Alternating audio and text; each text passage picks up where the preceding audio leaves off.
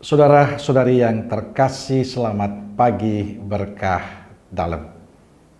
Salam Advent dan ojo lali bahagia. Sudahkah kita memberi senyum hari ini? Minggu 4 Desember 2022. Hari Minggu Advent kedua. Dalam nama Bapa dan Putra dan Roh Kudus. Amin. Permenungan kita diambil dari Injil Matius bab 3 ayat 1 sampai 12. Pada waktu itu, tampillah Yohanes Pembaptis di padang gurun Yudea dan memberitakan, "Bertobatlah, sebab kerajaan sorga sudah dekat." Sesungguhnya dialah yang dimaksudkan Nabi Yesaya ketika ia berkata, "Ada suara orang yang berseru-seru di padang gurun, persiapkanlah jalan untuk Tuhan, luruskanlah jalan baginya." Yohanes memakai jubah bulu unta dan ikat pinggang kulit, dan makanannya belalang dan madu hutan. Maka datanglah kepadanya penduduk dari Yerusalem, dari seluruh Yudea, dan dari seluruh daerah sekitar Yordan. Lalu sambil mengaku dosanya, mereka dibaptis oleh Yohanes di sungai Yordan. Tetapi waktu ia melihat banyak orang Farisi dan orang Saduki datang untuk dibaptis, berkatalah ia kepada mereka, "Hai kamu, keturunan ular beludak, siapakah yang mengatakan kepada kamu bahwa kamu dapat melarikan diri dari murka yang akan datang? Jadi, hasilkanlah buah yang sesuai dengan pertobatan.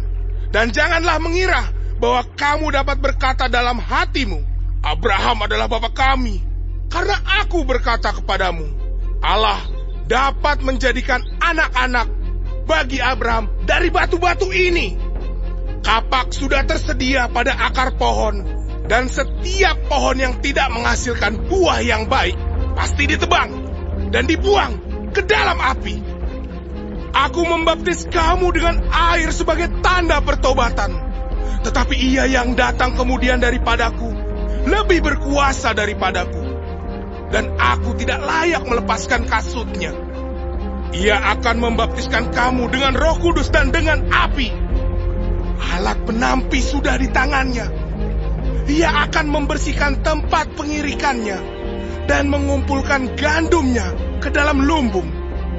Tetapi debu jerami itu akan dibakarnya dalam api yang tidak terpadamkan." Saudaraku terkasih, bacaan Injil hari ini bercerita tentang seorang tokoh terkenal dalam kitab suci, yakni Yohanes Pembaptis. Yohanes disebut sebagai pribadi yang berani. Ia vokal menyuarakan sesuatu tentang kebenaran. Tapi di sisi lain juga dia pribadi yang sederhana. Dalam Injil dikatakan bagaimana Yohanes menyerukan pertobatan kepada orang-orang zaman itu. Bertobatlah sebab kerajaan Allah sudah dekat. Persiapkanlah jalan untuk Tuhan. Luruskanlah jalan baginya. Yohanes menyerukan agar orang bertobat. Dan pertobatan itu harus ada buahnya. Maka kalimat Injil selanjutnya sungguh keras. Kapak sudah tersedia pada akar pohon, dan setiap pohon yang tidak menghasilkan buah yang baik pasti ditebang dan dibuang ke dalam api.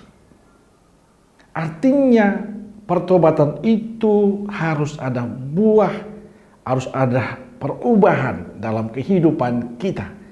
Paling tidak kita semakin lebih pantas di hadapan Tuhan. Saudaraku yang terkasih, pesan Yohanes dalam Injil hari ini sungguh menarik, tapi juga sangat keras. Ia berani menyuarakan agar orang-orang zaman itu bertobat. Artinya pertobatan itu menjadi sangat penting. Dan seruan Yohanes itu hari ini disampaikan kepada kita, Anda dan saya, dalam rangka Advent kita. Pertobatan tidak hanya berarti berbalik dari kejahatan karena telah melanggar hukum Tuhan. Sebaliknya, pertobatan lebih berarti mengarahkan diri kepada kerajaan Allah dan membiarkan diri kita dikuasai oleh nilai kerajaan Allah, seperti cinta kasih, pengampunan, perdamaian, kejujuran, sukacita, kepedulian. Dan bila itu yang kita lakukan, maka bagi saya itu menjadi penting. Itulah arti dari sebuah pertobatan, di mana diri kita, hidup kita dibiarkan Allah yang menguasainya. Saudaraku terkasih, ketika kita mendengarkan Injil hari ini tentang seruan pertobatan Yohanes, apa yang bisa kita buat, apa yang bisa kita lakukan sebagai wujud komitmen kita akan pesan sabda Tuhan hari ini. Injil tidak sekedar seruan, tapi ada makna dan ajakan yang penting untuk kita untuk mewujudkan pertobatan itu. Ini seruan yang serius bagi saya untuk kita di zaman ini. Maka kita patut bertanya pada diri kita sendiri, apa yang harus saya lakukan sebagai wujud pertobatan yang saya akan bangun selama masa Advent ini. Maka menjadi sangat indah kalau ajakan Yohanes ini kita tempatkan dengan tema Natal kita tahun ini. Mereka pulang lewat jalan lain.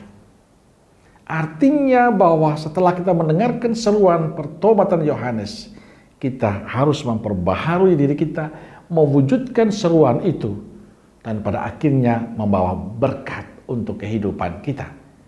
Kita diajak untuk mau memperbaharui diri kita terus-menerus, membenahi diri kita supaya semakin pantas untuk menyambut Kristus. Maka wujudkanlah pertobatan itu lewat cara kita mengaku dosa selama masa Advent ini, meluangkan waktu kita datang untuk mengakui dosa-dosa kita, supaya kita diperbaharui, supaya kita lebih dipantaskan untuk menyambut Yesus saat Natal nanti. Amin. Semoga Allah yang Maha Kasih memberkati saudaraku sekalian, Bapa, Putra, dan Roh Kudus. Amin. Keluarga Kudus Nazaret, doakanlah kami. Amin. Berkah dalam.